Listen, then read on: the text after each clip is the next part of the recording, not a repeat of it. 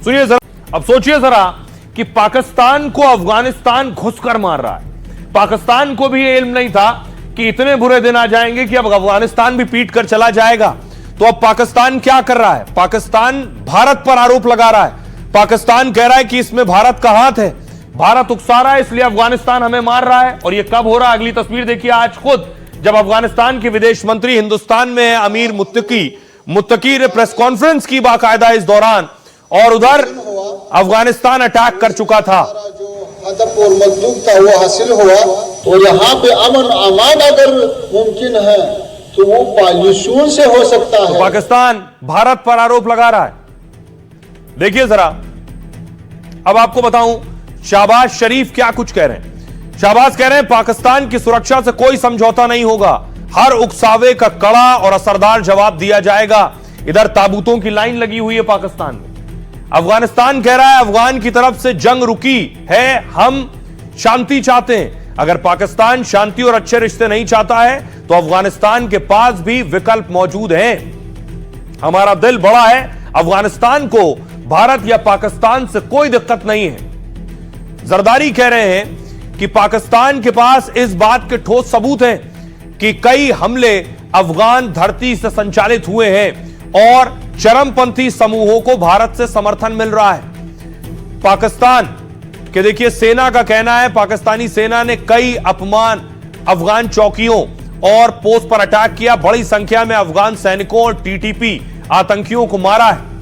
इसके अलावा अफगानिस्तान में तालिबान के प्रवक्ता देखिए कह रहे हैं कि भारत के साथ हमारे रिश्ते दूसरों के साथ टकराव के नहीं है, बल्कि अपनी जरूरतों पर आधारित है। हम अफगान को जंग का मैदान नहीं बनने देंगे। नागरिकों पर गोलीबारी अंतर्राष्ट्रीय कानूनों का उल्लंघन है, पाकिस्तान के गृह मंत्री कह रहे हैं। पाकिस्तानी सेना हर ईंट का जवाब पत्थर से दे रही है। इसके अलावा अफगानिस्तान कह रहा है पाक सेना के बार बार के उल्लंघन का सुरक्षा बलों ने जवाब दिया है और हमारी सेना पूरी तरह तैयार है, हर हमले का हम करारा जवाब दे रहे हैं। पाकिस्तानी आवाम और पाकिस्तानी सियासत के साथ हमारा कोई मुश्किल नहीं है। पाकिस्तान में कुछ खास हलके हैं जो हालात को खराब करने की कोशिश कर रहा है, तो अफगानिस्तान अपना सरहदों का, अपना फजा का हक महफूज रखे, और जैसा कुछ खिलाफ वर्जियां हुआ है उसके फौरन जवाब भी दिया। और फिर रात जो इंतकामी ऑपरेशन हुआ तो उसमें हमारा जो हदफ और मतलूब था वो हासिल हुआ।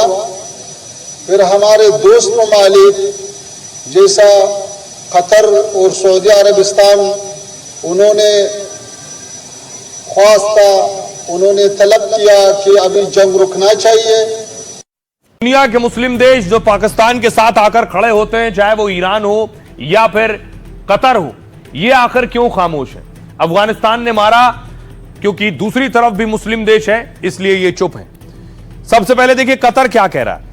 कतर कह रहा है दोनों देश संयम बरतें और तनाव कम करने पर बात करें, बातचीत से ही शांति और स्थिरता को बढ़ावा मिलेगा।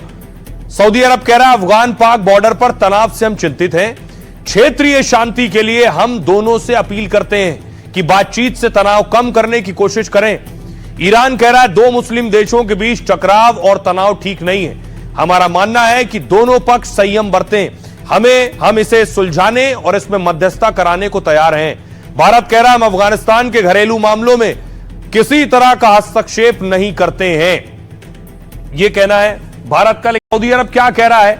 अब जब बचाने का वक्त था, पिछले महीने सऊदी अरब पाकिस्तान में रक्षा समझौता हुआ, इसके तहत दोनों देशों ने सामूहिक सुरक्षा का वादा किया, यानी किसी एक देश पर हमला हुआ तो दोनों पर हमला माना जाएगा।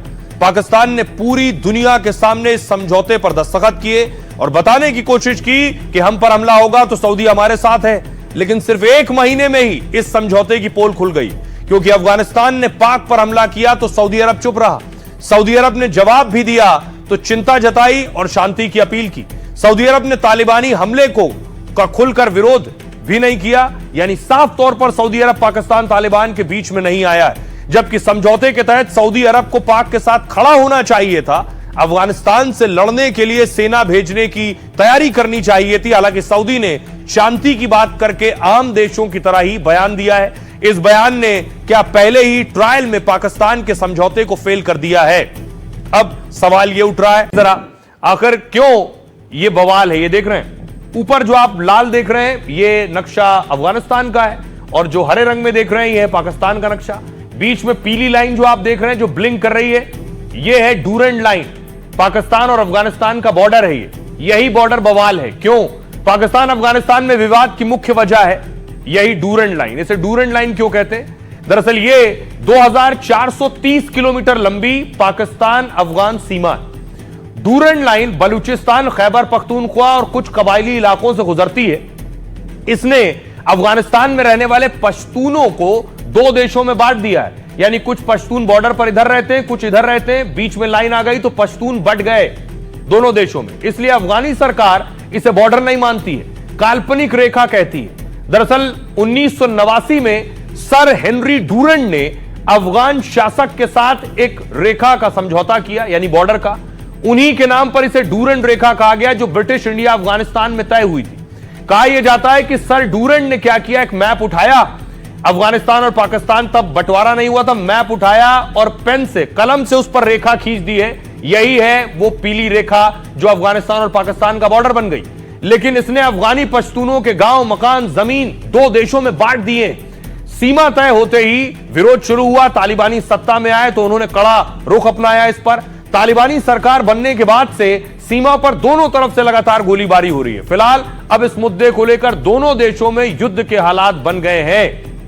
यह है इस जंग के पीछे वजह। आइए अब आपको सुनवाता हूं, सुनिए जरा अफगानिस्तान के विदेश मंत्री क्या कह रहे हैं। अफगानिस्तान और पाकिस्तान के दरमियान जो डूरेंट लाइन है वो 2500 किलोमीटर है, 2400 से ऊपर किलोमीटर लाइन है, खत है। और ये पहाड़ी इलाका, ये कबायली इलाका, ये न चंगेज ने कंट्रोल किया ना अंग्रेज ने, ये न सिक्किनों ने कंट्रोल किया ना अमेरिका और नेटो ने। तो ये इलाका अगर कंट्रोल हो सकता है और यहाँ पे अमन अमान अगर मुमकिन है तो वो पॉल्यूशन से हो सकता है, तो वो नरमी और मफाहिम और मुज़ाकिरात से हो सकता है, वो जोर से नहीं हो सकता है। दोनों की ताकत मैं आपको दिखाऊं, दोनों में कौन किस लायक है। सैन्य ताकत की हम बात करेंगे। सैन्य ताकत में देखिए, सैनिक में पाकिस्तान सैन्य ताकत में 12वें नंबर पर है और अफगानिस्तान 118वें नंबर पर है। सैनिकों की बात करें, जब सैनिकों की एंट्री होगी तो 13 लाख सैनिक पाकिस्तान के पास हैं, अफगानिस्तान के पास 2 लाख सैनिकों की ताकत है। एयरक्राफ्ट पाकिस्तान के पास 1399 है और अफगानिस्तान के पास 9 एयरक्राफ्ट हैं। पाकिस्तान के पास हेलीकॉप्टर 376 हैं, अफगानिस्तान के पास 9 हेलीकॉप्टर हैं। टैंक पाकिस्तान के पास 2627 टैंक हैं। पाकिस्तान के पास या तो टैंक नहीं है या जो है भी वो अमेरिका छोड़ गया था, वो हथियार इनके पास हैं। यह है ताकत। सैन्य वाहन 17,000 सैन्य वाहन पाकिस्तान के पास हैं और 5,000 अफगानिस्तान के पास हैं। साथ ही पनडुब्बी पाकिस्तान के पास 8 हैं, अफगानिस्तान के पास एक भी पनडुब्बी नहीं है।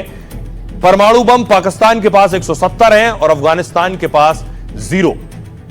यानी ताकत के लिहाज से अफगानिस्तान कहीं पीछे है पाकिस्तान के मुकाबले। बहुत से विरोधी सवाल पूछ रहे हैं कि आखिर क्यों विदेश मंत्री अफगानिस्तान के भारत में है इस वक्त पर। विरोधियों का हक है सवाल पूछना, लेकिन भारत की इसके पीछे रणनीति है।